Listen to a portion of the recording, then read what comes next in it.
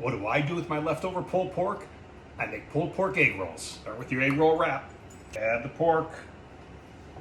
Add some coleslaw. Dice up some pickles. Add some pickles. 1 egg. Put some egg wash around the entire wrap. I'm going to shred some Gruyere cheese. Use whatever cheese you like. Put a little cheese in here. It's going to help hold this all together. Hold it all up.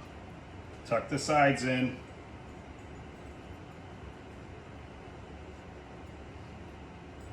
You can throw these in the air fryer. I like the crispness and the flavor of using bacon up bacon grease. For about 4 minutes, turning them at 2 minutes.